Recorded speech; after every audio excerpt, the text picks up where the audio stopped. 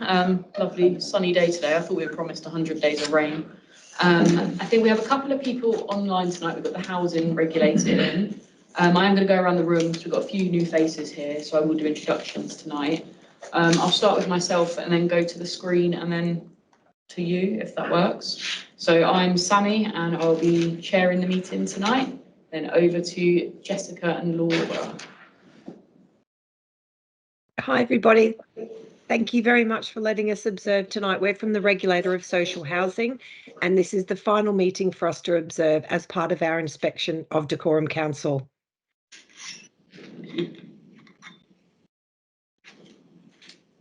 Lovely. And then over this way. Yes, I'm Victoria Santamaria, Councillor for Hemel Hempstead Town Ward. I'm Caroline Smith-Wright. I'm a councillor for Tring West and Tring Rural. And I'm Councillor Garrick Stevens. I'm a councillor for Berkhamsted East. Alan Johnson, councillor for Kings Langley. Good evening, Belinda Williams, Woodall Farm. Julie Banks, good evening, from Grove Hill. Hello, Barbara Pesh, Adderfield East. Hello, Simi Diani, Housing Portfolio Holder and Councillor for Boxmoor. And starting the office team introductions, good evening everyone, I'm Darren Welsh, Strategic Director of Housing and Property Services. Good evening, everyone. I'm Natasha Beresford, Assistant Director, Housing Operations and Safe Communities. Good evening, David Barrett, Assistant Director for Strategic Housing and Delivery. And I'm Simon Walton, the Interim Head of Strategic Growth Insurance. Hi everyone, Ollie Jackson, Head of Housing Operations.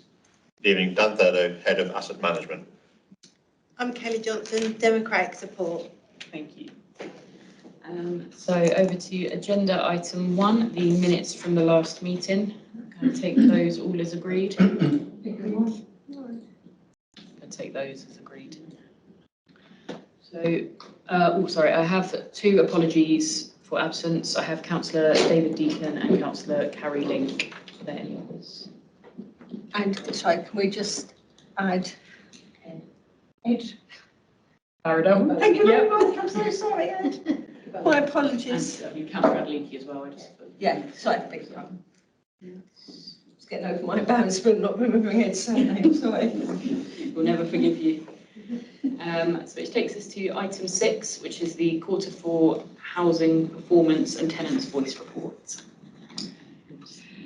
Yep, I'm happy to take that. I'm just going to plug in to share the screen. We collect information in the SQA team, which gives a level of internal assurance for the information we collect on behalf of the service areas, do it with the ADs, and we've got a few of the operational senior managers here today to help answer any questions. But what I've tried to do is get a little presentation together to be able to break down the report and the appendices, because we're aware there's quite a lot of information there to give you a chance to deep dive where you need to, but get an overview of where we are with the performance. So I'm just seeing if this, here we go, it is fired up. So this is the overview of where we are for tonight.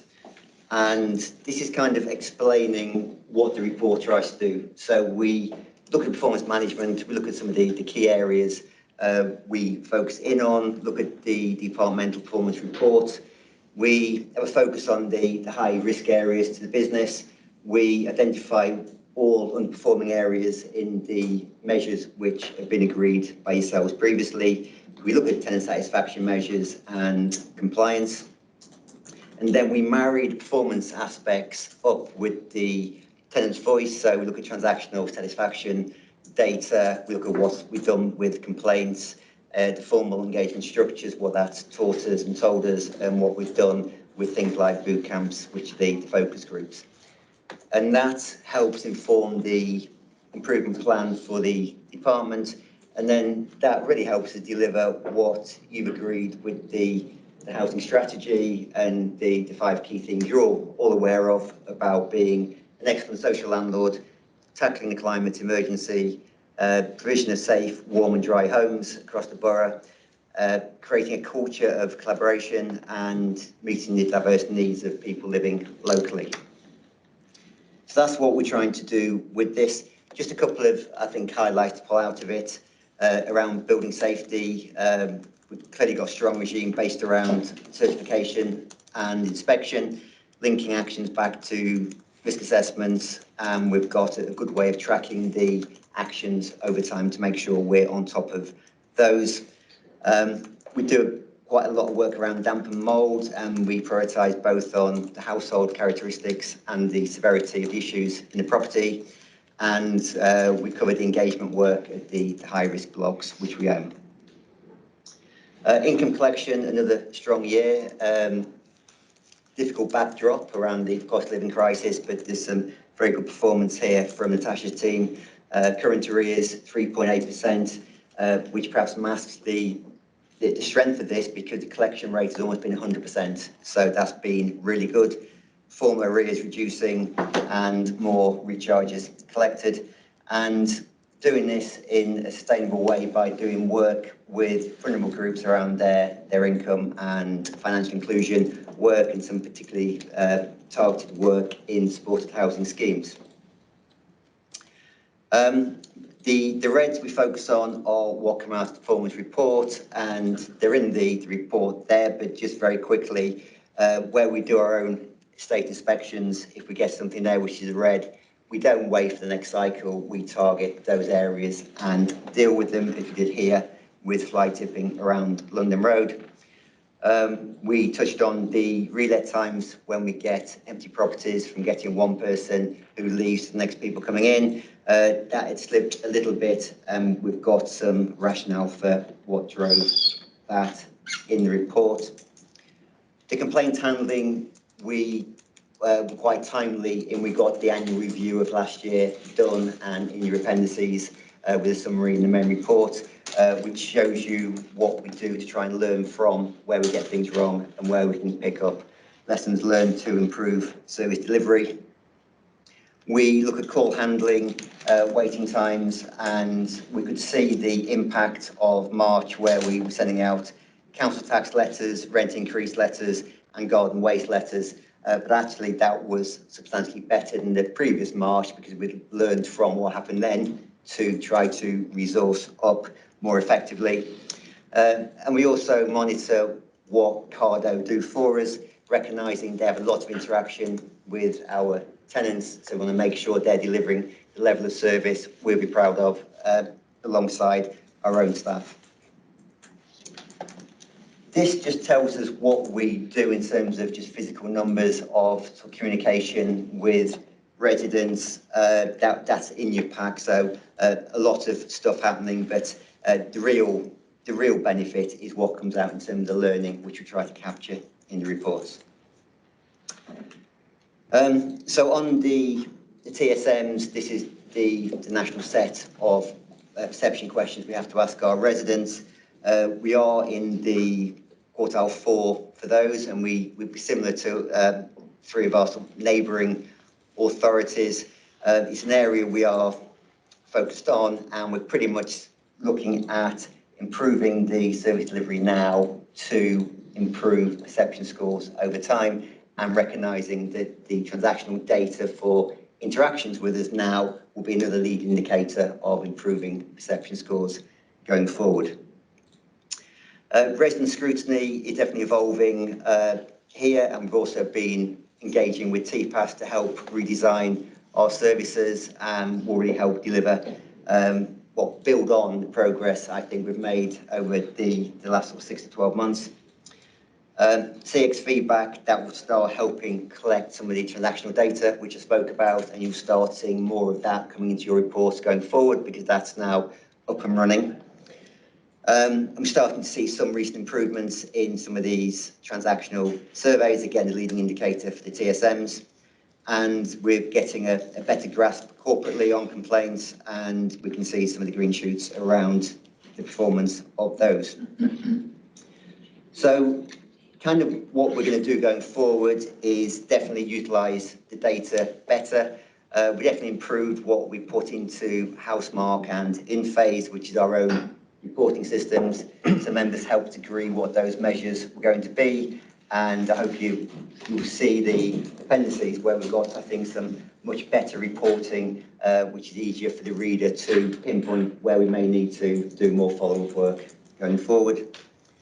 I mentioned CX feedback, developing that.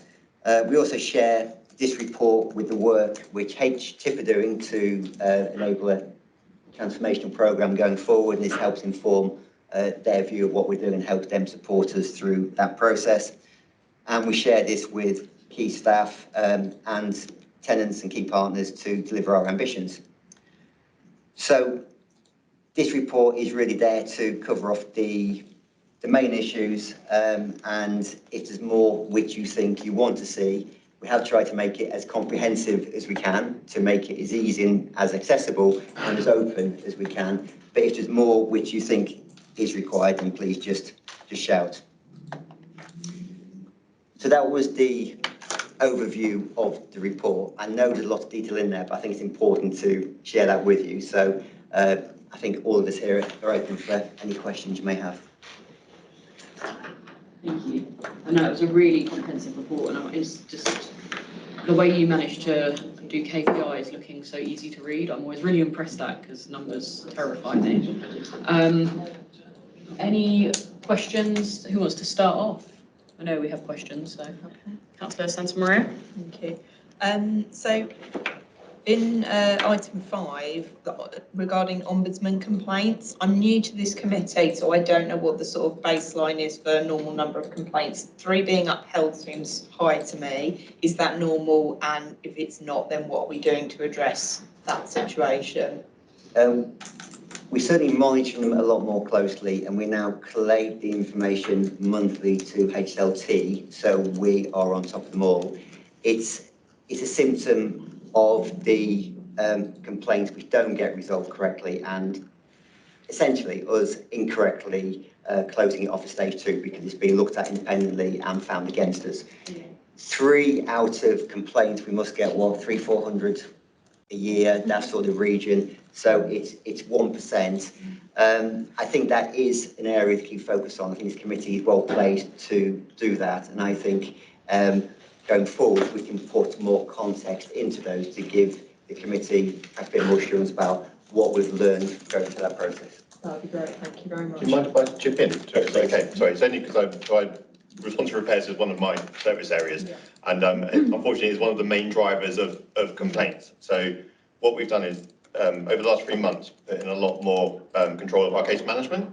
So, and it's definitely having some success. So of all the stage 1 complaints that we've had since beginning of March, we've only had 1 of those escalate to stage 2. And that escalation, they were very happy with the resolution we put in, but not the amount of compensation. So it's definitely a learning about talking to people about exactly what they want to get that right.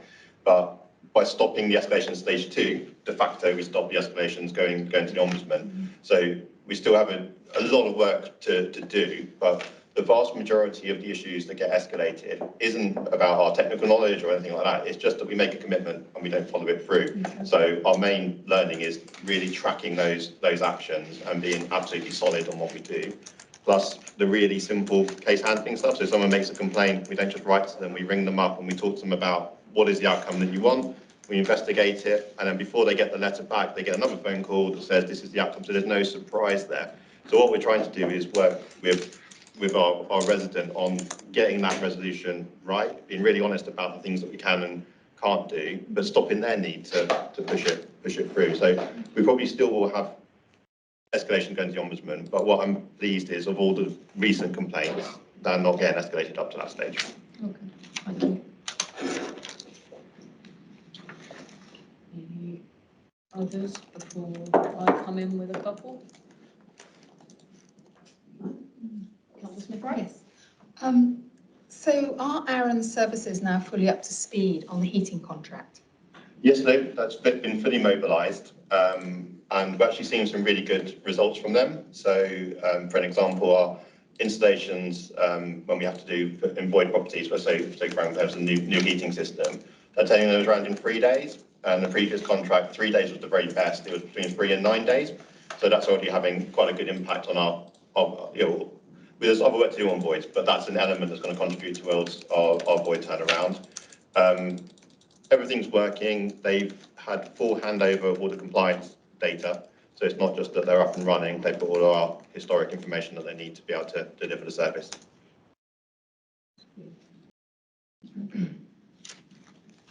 Councillor Stevens? Can I just take us to, I think, section 5 on high risk areas of income collection? This might be a digression a little bit, but we're focusing here on rent collections from our own estate. At last night's Finance and Resources we also included a discussion on the rent arrears that we have with the leaseholders as well. And the issue there is that the leaseholders have got something like 270 something days of arrears. And I suspect it's all to do with not being able to come to a resolution in terms of the repairs, etc., that are being done and coming to an agreement on how much they're going to be paying. But it's all mixed up with trying to make sure that our estate is going to be acceptable and coming to an agreement on what is acceptable. So in terms of asset management, it's very much a question of trying to bridge the gap between expectations and the costs and everything else. So out of that, in fact, we discussed how to segment the leaseholder type problems and arrears. And they're thinking about introducing a different segment of KPIs to report that. But it's all mixed up with how do we respond to leaseholders who are sharing the premises that we are trying to repair, etc. Right? So that's one thing. Can I take us to another aspect? I saw it here. Looking further down here now. TSM, I think it was. Here we are on page 14 of the report. We're talking about the TPAS responses and the themes. And it says, this led to TPAS being assigned to work through a re-engineering exercise, and the work was ongoing at the end of Q4 and is scheduled to conclude in May 24. Where are we on that? And will you be bringing forward their proposals? Yes, we will. It's slipped slightly just to accommodate people's availability. It's the 12th, we've got the final design stage, and the report should be with us on the 19th for consideration. So by the end of this month, we'll have concluded that work and we'll start to have a draft action plan to take forward. So I think that can come back here to the next meeting. I think that will be quite timely. And given some of the members have been involved in the process, I think that'll be quite good for it to come full circle. Thank you. You want me to touch on the leaseholder service charge question? Sorry. I'll leave colleagues to talk about the arrears collection side of it, because I'm afraid I don't know the detail behind that. But I'll definitely acknowledge that there's been some hard lessons learned in terms of leaseholder consultation and discussions. So we're fully compliant with our legal requirements, which is outlined, we call it section 20. So that bit's there. But being fully compliant and then having a letter land on your door that says you now owe £10,000, £15,000, it's a different matter from that. So what we're trying to do with the schemes moving forward is have a lot more engagement at an early stage. So work that our colleague Helen's doing around our asset management and our stock condition. So we've already surveyed all of the communal areas and the bits that commune to the block. We've got some work to do on individual properties still. But what that does is give us the ability now to have a forward plan. So we need to do a little bit more work on collecting that data, but we have to go to the leaseholders and not just say this is the work we're doing now, we would say this is the work that we're going to be doing several years in advance, and hopefully giving them a bit more of an opportunity to make sure they've got the financial provisions to deliver that. But the work that we are doing now, what we're doing is having more engagement on, somewhere local to them, a community centre or somewhere like that, where we can go down, meet us, talk about what works we want to do, talk about what the works are that are important to them, because the reality is that we're very conscious that we could easily load on, do windows and doors and roofs, but actually that becomes then unaffordable for the people that are living there. So we want to make sure that we're delivering priorities and really focusing on the work that's needed. And I'm hoping that extra engagement that we're doing, rather than just following a legal process, but having the human element and actually talking to people about what we're doing, engaging with our resident liaison team so Cardo's resident liaison team who are delivering that work will change some of the perceptions and some of the challenges we get around recovery of leasehold service charges. Thank you. Yeah, thanks, Chair. If I could just come in on that point as well. As you'll be aware, we are working with our colleagues in finance to agree a more affordable repayment plan for our leaseholders as well, because previously the period of time that our leaseholders were able to pay back the Section 20 costs was quite limiting. So we are still in discussions with our finance team around extending that period further, especially where some of the costs are substantial. Natasha? I think also just to add, members may recall that we brought a paper to you some months ago around the lease variation of our current lease agreement. So that will enable us to provide more accurate projections to our leaseholders in relation to costs in the future. So we're happy to kind of share that paper with members again, just to kind of bring it back to the forefront of your mind. We are in communication with our leaseholders at the current time around what that will look like in future. And we aim to take ourselves forward to tribunal in respect of varying that lease agreement, so we can reshare that information with you. Thank you. Right. Any other questions? I have one, if I can jump in. Just on page 117 of the agenda, it says that there was one property that fell out of target for gas servicing, and it was been appointed for completion in April. I was just wondering if that was done. Yes, that was done. Yeah, perfect. That's my question. Any more before we move on to the next agenda item? Yeah, thank you for that one.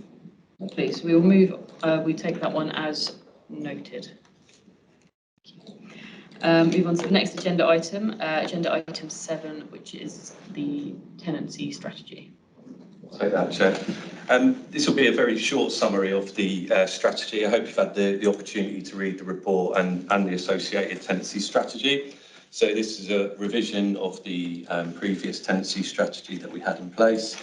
It's very much a requirement of Dacorum Borough Council to have one in place, as it sets out our expectations and guidance on our approach to tenure, affordable housing, and the really key relationship we have with our registered providers. Within the strategy, there's 4 objectives. It outlines our approach to the different types of tenancies that are used and how we grant them and review them. It outlines some of the challenges, both nationally and locally, that we hope to address through the strategy, and it outlines our approach to sociable and affordable rents in the borough. It also goes on to talk about how we work with local housing associations to ensure that our borough's residents have access to affordable and safe housing.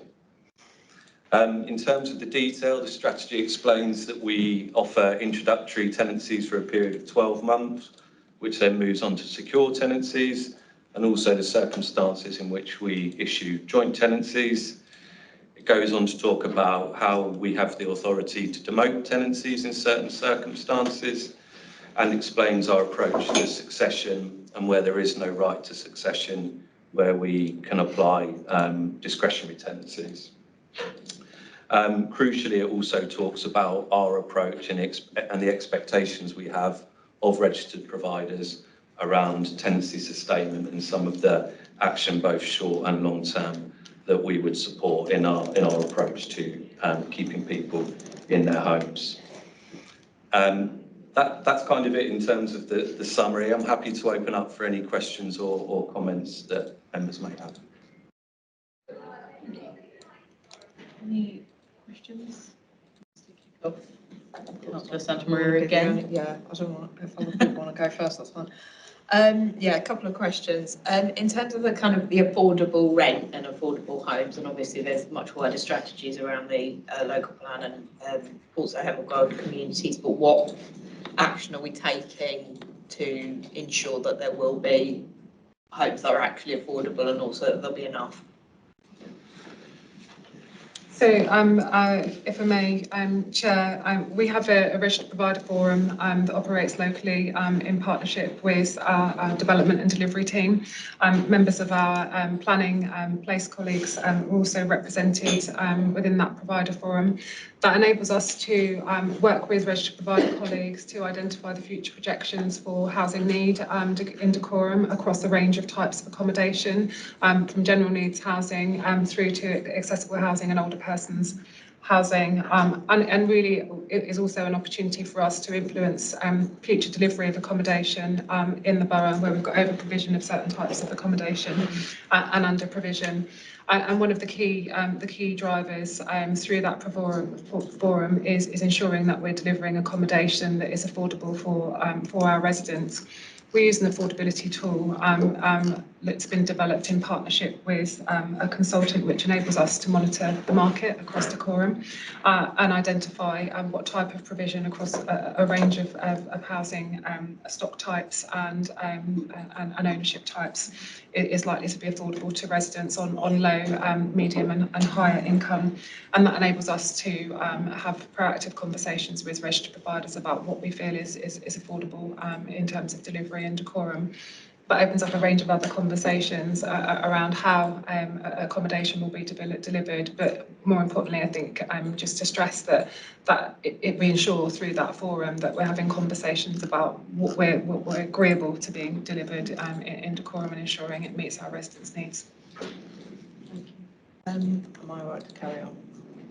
Yes. Anyone else? Yeah. With regards to the new work that we're doing going forward, how are we ensuring that we include vulnerable people and people with protected characteristics? Any work specifically or more generally? I think just generally making sure they're included and they're actually able to participate. I haven't looked in detail at where the responses have come from, but sure. Just to make sure they're not being excluded, I guess. Thank you. Of course, I mean, all projects and new initiatives and strategy and policy that's delivered by the service is accompanied by a quality impact assessment that's delivered in partnership with our colleagues in our EDI team. We work closely with external voluntary sector representative agencies to ensure that we're able to access hard to reach residents. EDI is an area where I think we've talked at this meeting previously that we're developing use of our data sets and we're undertaking a range of activities within the service at the moment to improve how we use the data that we have about our tenant and resident demographic. So that's enabling us to inform the future decisions and delivery of our services, and also ensure that we're able to go out to those groups of vulnerable residents and those with protected characteristics to understand how they access our services, but also understand how they find accessing our services so that we can improve them in the future. That's great. I'm really pleased to hear about the voluntary sector involvement. That sounds really positive. Thank you. Can I just ask a question? As you know, I've got a resident in my ward who's been waiting, fostering 4 children, all very vulnerable, and their mother was using Class A drugs when she was pregnant, and they've all got learning issues. They've been waiting now for some time for help, and I know we've been, they reached out to me today and they haven't spoken to anyone for a month. They're a desperate family needing help. I think it's really, really important to recognise rather than offering them temporary accommodation in a hotel where the children will be split up. When a priority case comes along like this, it's imperative that people understand this isn't a new, it's just understanding the situation and is there some way of getting other parties involved, like the social worker, or to actually help your team understand and differentiate the different types of tenants, and maybe at that stage bring somebody in to so they don't offer them the Holiday Inn with 2. This is a special case, so it's just understanding when these cases come along. Yes, thank you, Councillor, for your question. So I'm aware of the case that you mentioned, and I believe an update has been shared independently of this meeting. But just to reassure you that the team work proactively with children's services in situations such as this. I understand that application has been undertaken and in engagement with the social worker concerned. We obviously have a duty to ensure that households who are eligible and entitled to access temporary accommodation are afforded that right, because we would be in breach of our statutory duties if we didn't offer temporary accommodation where somebody is at risk of homelessness. But it is really important to recognise the nuances around every individual case, and it's in an example like this where we would advocate very heavily with the social worker, but also the landlord who's excluding the household, that we want them to remain in situ to avoid going through a traumatic process such as temporary accommodation. So that is the steps that are being undertaken in this instance by the officers concerned, and will actively engage with the landlord to ensure that the household can remain in their accommodation for the foreseeable time whilst they bid on the housing register. We can obviously have a more detailed discussion outside of this meeting, but I think it's really important and incumbent on all agencies working with the family to ensure that they are actively bidding and utilising options that are available to them. Yeah. Thank you. And I think, thank you for that. But just if another family comes along in this situation, maybe it could be handled, with a little bit more urgency, I suppose. Yeah, I mean, obviously every case is individual. Yes. Demand for housing, social housing, is high. We have currently over 200 households in temporary accommodation, approximately 1,600 households on our housing register. So each case is assessed in line with the statutory framework, and unfortunately there are going to be examples where some households do have to have stays in temporary accommodation. That is unavoidable, unfortunately, by the nature of demand, but we work closely with all agencies to ensure that those families and individuals are supported whilst they go through that process. Each household who moves into temporary accommodation is allocated a welfare support officer who works closely with them to address things like financial difficulties and ensuring they're maximising income. They'll also advocate with other partner agencies and signposts to partner agencies. And in addition, we'll have, when occupying temporary accommodation, a dedicated temporary accommodation officer, in addition to the homeless prevention caseworker. In the instance that you mentioned, the officer, the family are working directly with their social worker and a homeless prevention officer at this time, but those officers will be available to them should the need arise. I just want to add how fantastic officers have been on this casework actually, because it's a private tenant, so they're not yet DBC tenants, but how they've changed the approach to make sure they don't have to go in temporary accommodation. Technically, they were supposed to go in temporary accommodation based on policies and how things are usually. So they've taken a really good way out, and it's working well at the moment. So I would obviously extend my thank you once it's all transferred and done. But yeah, I think they've taken a really good approach here. So thank you for that.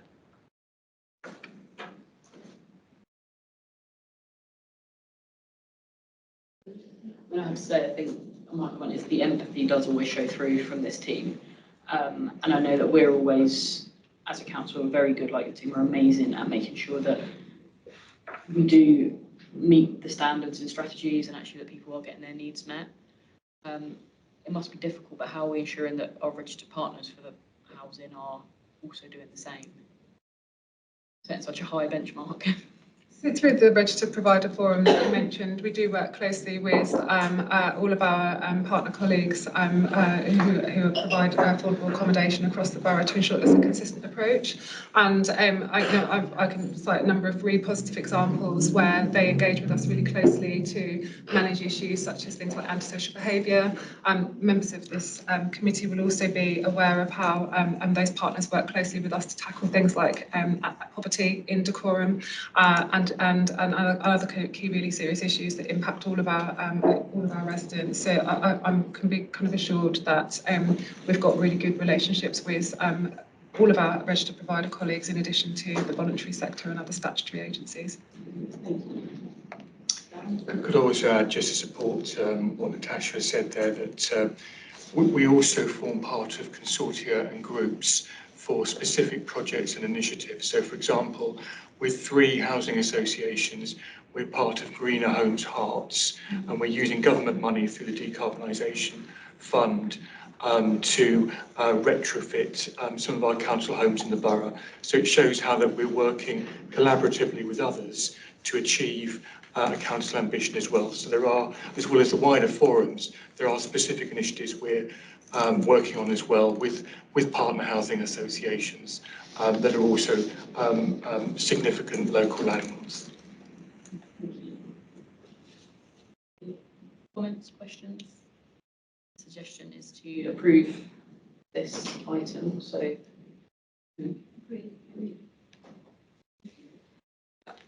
brings us to the end of this agenda. That was a quick one tonight. But yeah, thank you everybody for attending. Thank you, Jessica and Laura, for coming along. Thank you very much again for letting us observe. Appreciate your time. Thank you. Good night. Good night.